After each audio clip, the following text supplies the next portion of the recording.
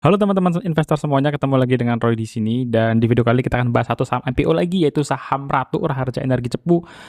Sebelumnya holdingnya adalah Raja Ruko Raharja, sekarang muncul lagi Ratunya gitu ya. Dan apakah si Ratu ini akan menyusul setinggi Raja? Let's see nanti setelah IPO seperti apa. Disclaimer on dulu, konten ini sifatnya investment research, bukan ajakan jual beli dan tidak ada niat untuk menjatuhkan stakeholders tertentu. Dan saya start dari pengumuman giveaway. Bagi teman-teman yang sudah komen online, saya coba tulis semua, semoga nggak ada yang ketinggalan. Kalau ada yang ketinggalan juga feel free untuk teman-teman semua boleh drop email ke royansarah21@gmail.com dan pilih konfirmasi kehadiran antara Jumat atau Sabtu ya di minggu ini. Kalau Jumat jam 7 malam, kalau Sabtu jam 9 pagi. Silahkan pilih slotnya. Mudah-mudahan sih teman-teman yang kedaftar di sini nonton video ini dan bisa follow gitu ya, karena agak ribet lagi kalau harus atur waktu di minggu-minggu depannya lagi. Jadi cuma 2 slot ini saya buka, semoga teman-teman bisa datang. So, Sang Ratu akankah menghampiri Sang Raja? Kita akan bahas seperti dengan saham-saham lain yang sudah sering dibahas di video ini. Ratu Raharja Energi Cepu gitu ya. Cepu ini adalah sebuah nama daerah di Jawa Tengah. Memang sebuah bukan sebuah kota besar gitu ya. Tapi memang Cepu itu adalah sebuah daerah yang sudah dikenal dengan penghasil migas di sana gitu ya. Saya punya beberapa teman kalau datangnya dari Cepu itu ada aja stikernya itu Exxon Mobil gitu ya. Gas-gasan tuh banyak punya brand-brand seperti itu. Dan menariknya salah satu yang membuat saya kasih attention ke saham ini adalah owner di belakangnya gitu ya, Pak Happy Hapsoro yang merupakan suami dari Bu Puan Maharani. Puan Maharani adalah anak dari Ibu Megawati. Jadi ini ada interest ya, ada kepentingan dari sisi politik. Saya nggak tahu kepentingannya apa gitu ya, tapi saya suka masuk di saham-saham IPO kalau mereka adalah part of politician, kemudian big businessman gitu ya, businessman sudah besar, legendary, atau mungkin saham-saham yang punya korelasi dengan mereka yang cukup dekat dengan pemerintah ya. Kita bukan ngomongin dari sisi negatif, tapi buat saya mereka punya sebuah advantage ya. Saya ngelihat dari sisi pandang positif networkingnya bagus gitu. Dan apalagi Pak Happy Hapsoro jelas lah gitu ya, sudah deket banget itu ibarat ring yang mungkin kalau nggak ring 1, ring 1,5 gitu ya. Nah ini adalah sebuah perusahaan holding yang berinvestasi sebagai non-operator. Artinya apa?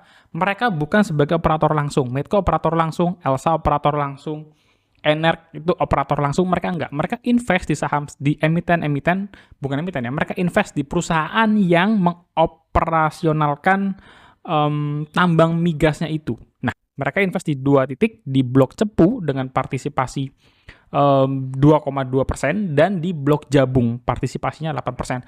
Kecil sih kelihatannya ya, partisipasinya hanya 2,2%, tetapi Blok Cepu itu menghasilkan 25% total lifting minyak nasional gitu. Jadi sebenarnya meskipun kelihatannya persentasenya kecil, tapi jumlahnya itu banyak, 25% dari nasional. Ratu ini sudah beroperasi dari lama, tapi akhirnya diakuisisi oleh Raja pada tahun 2018. Kalau kita lihat dari sisi kinerjanya, maka teman-teman lihat betapa perusahaan ini itu dari 2021-2022 mereka tidak menuliskan pendapatan usaha gitu ya.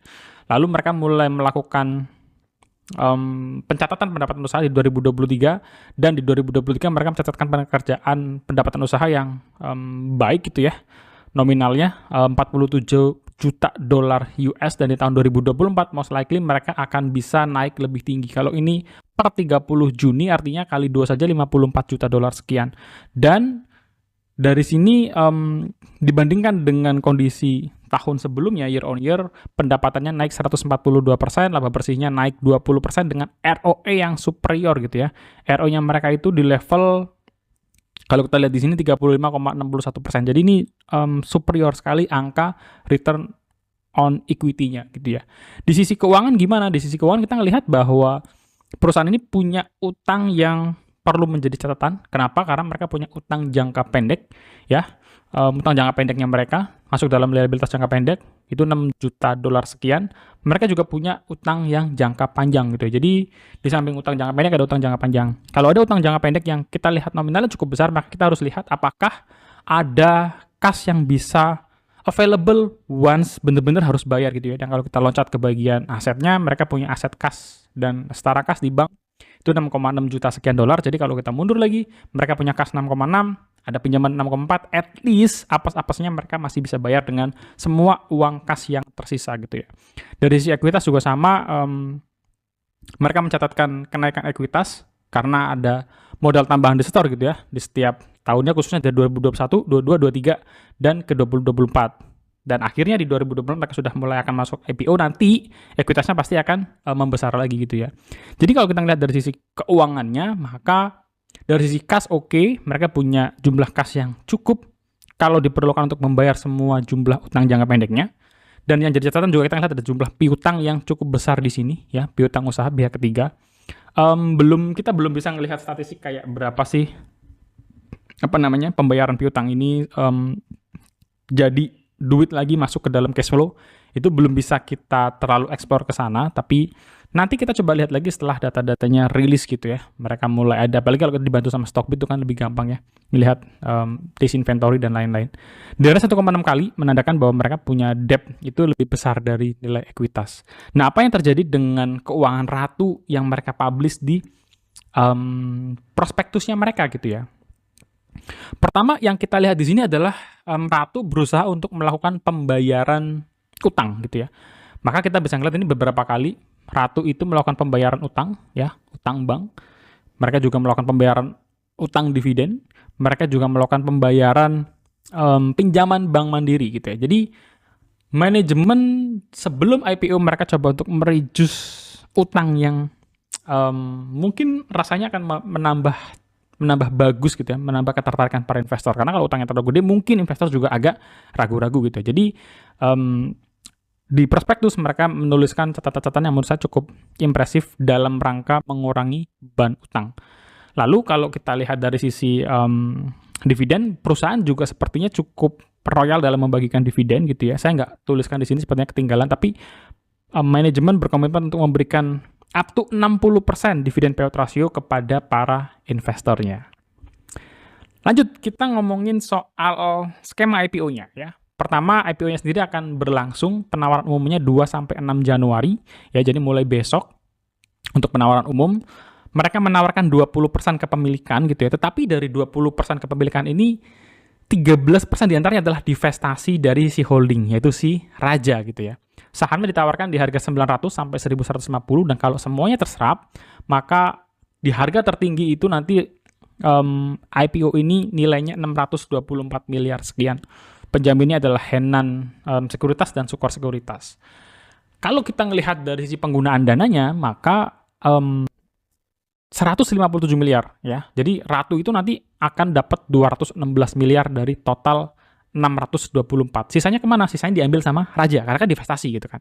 Jadi divestasinya masuk ke kasnya Raja, sisa 216 miliar inilah yang dipakai oleh Ratu.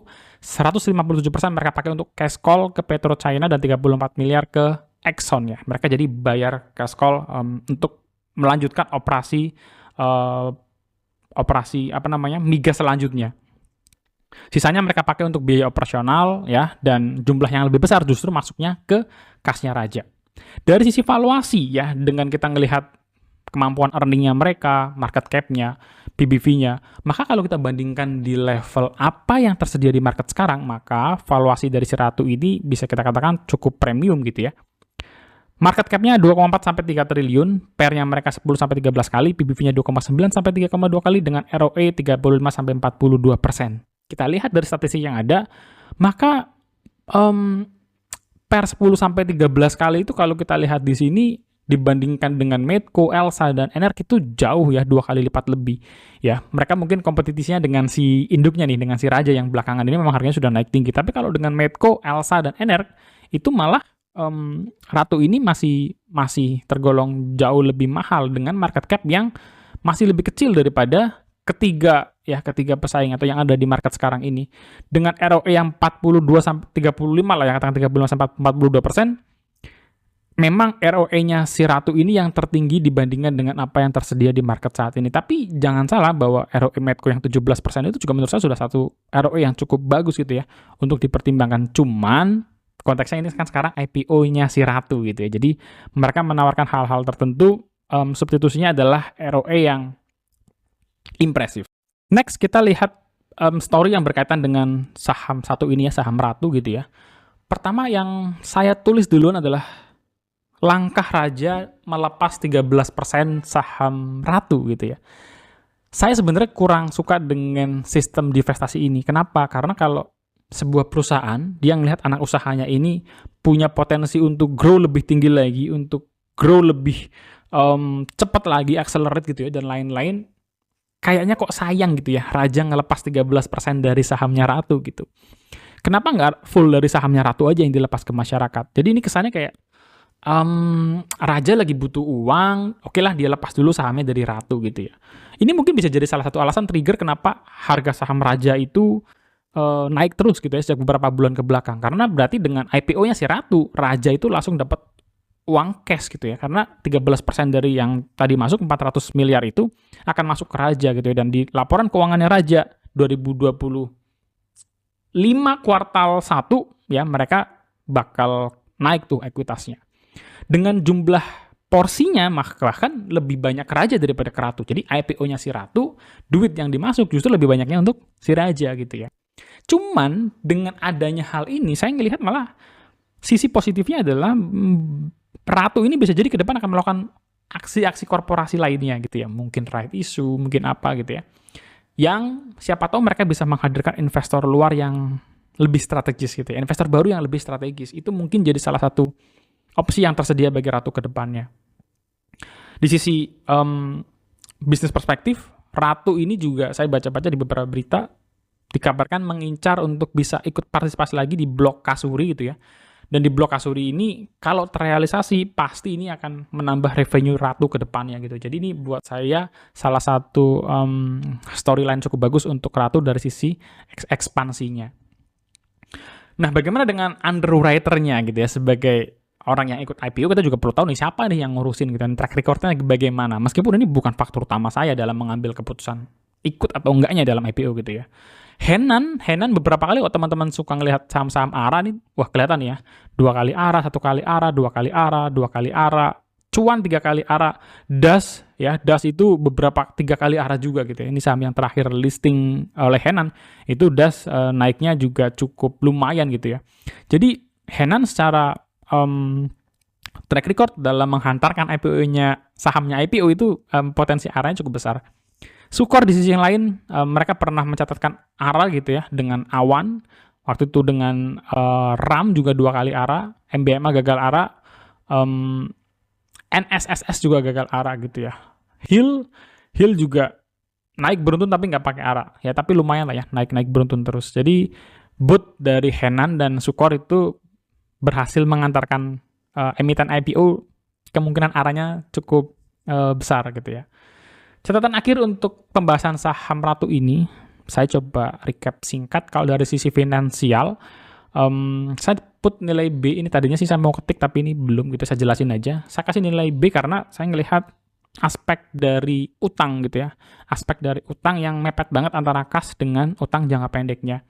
Tapi mengingat ada piutang yang cukup besar, jumlahnya 11 juta dolar sekian, kalau itu bisa mudah tertagih, saya rasa no issue gitu ya. Tapi kan kita belum tahu lebih detail gitu ya, rata-rata piutang tertagihnya itu masuk tuh berapa lama periodenya, itu kan masih belum kelihatan. Jadi saya put B untuk aspek finansial. Manajemen saya kasih nilai B. Pertama saya lebih ngelihat dari Pak Happy Hapsoronya sendiri gitu ya, sebagai owner dan major shareholder di saham ini. Sisi kinerja short term banget gitu ya, karena track record historinya juga belum panjang, tapi saya kasih nilai A. Kenapa saya kasih nilai A? Pertama karena mereka kelihatan memang hanya sebagai invest di operator gitu ya, operator pengelola tambang, tapi niat-niat mereka untuk bisa mengakuisisi blok baru dan lain-lain, saya pikir itu bisa jadi tambahan, dan revenue mereka sampai ROE 35-40% ya, dengan profit margin yang baik, saya rasa kinerjanya juga saya bisa kasih nilai A. Lalu untuk bisnis perspektif, saya put B, lebih kepada gimana ya caranya si Ratu ini bisa acquire lagi blok-blok lain gitu ya. Itu kan bukan hal yang mudah gitu. Jadi kalau mereka bisa acquire Kasuri nanti, terus next-nya siapa lagi, saya rasa persaingannya cukup berat, apalagi kalau di sisi swasta, saya juga nggak tahu gitu ya, belum terlalu tahu pasti. Mungkin kalau mereka ada public expose, kita bisa tanyakan gitu ya, bagaimana sih cara mereka bisa akuisisi blok-blok migas tersebut.